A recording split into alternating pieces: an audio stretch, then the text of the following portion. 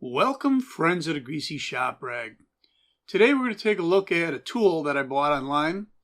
This is the Proline Rewind Spring Tool. I bought it from Sawzilla. Here's your part number. There's no affiliation with me and Sawzilla. It's just a tool that I bought that I wanted to review. I probably bought it about a year or two ago. This is an older video. So let's take a look at the tool.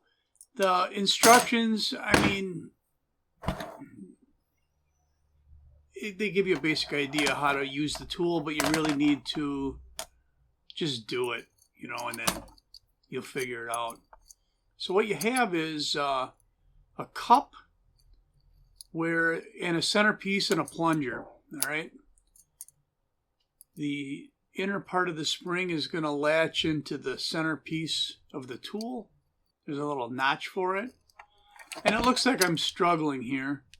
And that's not a problem with the tool. It's actually the spring itself was distorted and bent out of shape. And later you'll see in the video that I have to tweak on that thing a little bit. It's just not right. So once you have it attached to the centerpiece, at some point the spring needs to run through the groove in the outside of the cup. And once you set it on the bench, you can just wind it up like this. You can see it winds up real easy. And for those that have wound a spring by hand, I would challenge you to wind one this fast. Now, I know there's other ways to do this. There's power, ways to do it with power tools. And you could just feed the spring right into the starter housing. A lot of different methods. This one's not bad. Now, it does look like I'm fumbling here a bit, and I am. This is the first time I ever used the tool. By the time this video is over, I'll have used it 3 times, and you'll see that the process gets a lot easier. So once you wind the spring up and you got it where you want it, the idea would be to release the tension on the spring and then pull the plunger up to release the plunger from the center, the inner part of the spring. Now you can lift this up or you can twist it. Really what I should have done was just kind of ease off the pressure on the spring before I pulled this up. But there you have it. Now the plunger is pulled up and it's not connected to the center of the spring anymore. And what we have is a spring in a cup. There's still pressure on it though. I should have released that pressure. So I don't know what I'm doing yet, right?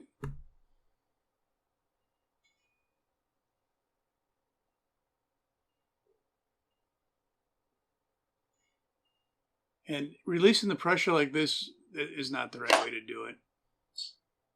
And again, the profile of that spring is jacked up, and that's why it's caught in that cup. And now I can release it.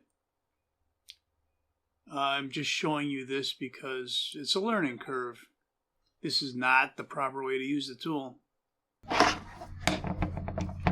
once you get to this point where you just have a spring in a cup, you just set it into the starter housing, go over the peg there with the end of the spring, and then pull up on the plunger lever, and it releases the spring into the cup. It's pretty easy. Now, some of you might be looking at this and going, well, wait a minute.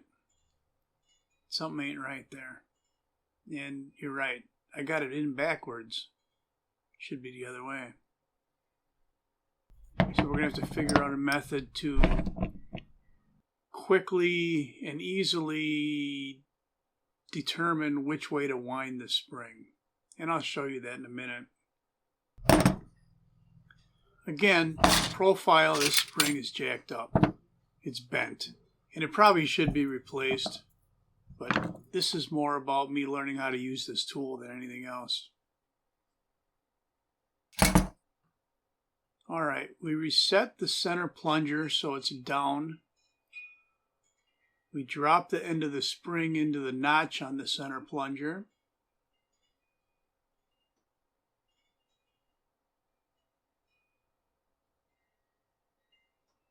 Just like that.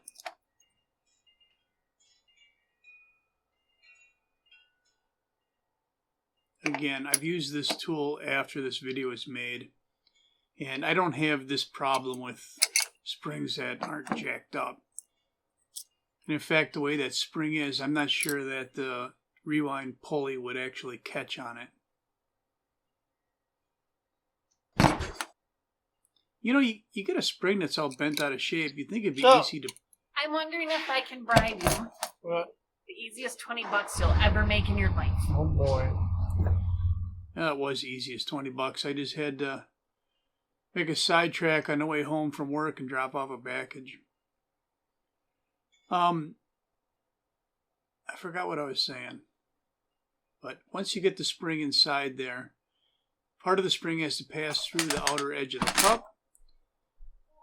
Wind it up.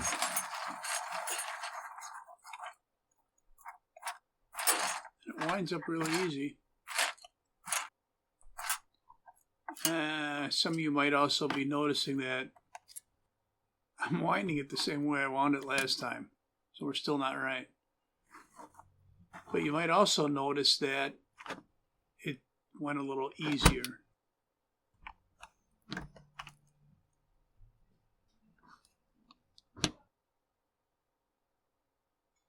So now we're going to release the pressure on the spring.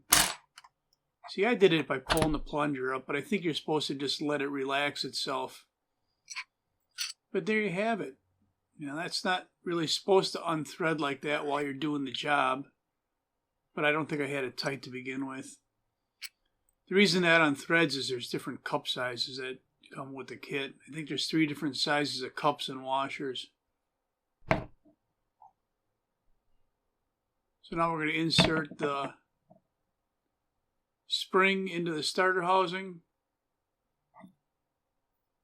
And I think I'm already realizing that I got it the wrong way again. But we'll just try it here.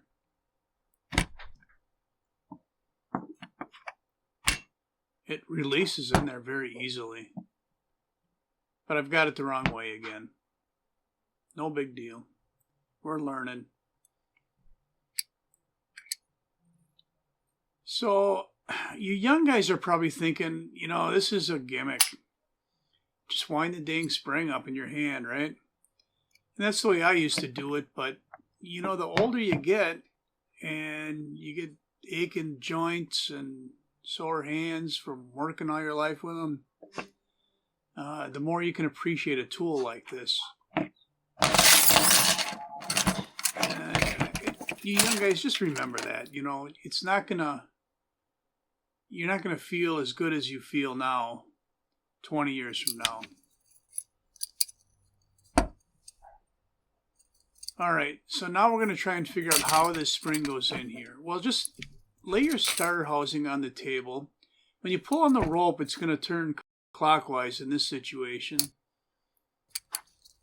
So what we're going to do is we're going to load this spring so that when we're winding it, we're winding in the same clockwise rotation. Just like this.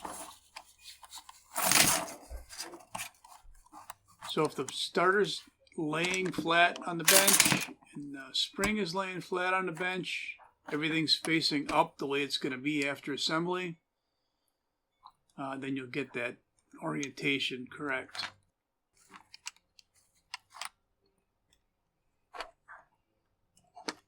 Looks like a little piece of schmutz got in there.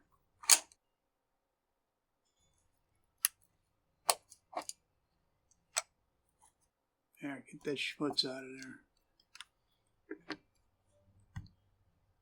there. Alright. It may look a little clumsy, but it's pretty easy.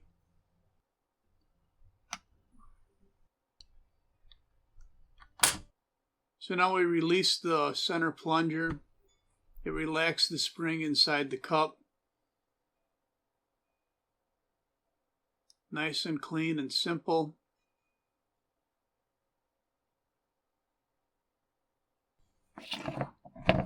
And we'll put the cup over the top into the starter housing, into the spring over the pin. Pull up on the lever. There you go. Properly installed rewind spring. So what do you think of this tool? Like I said, it comes with some different size cups and washers. And it really, it makes life a little easier if you got, aching joints and such. So let me know down in the comments what you think about this. Would you buy one? So that's all I'm going to have for you on the Proline Rewind Spring Tool. Thanks for watching. Later.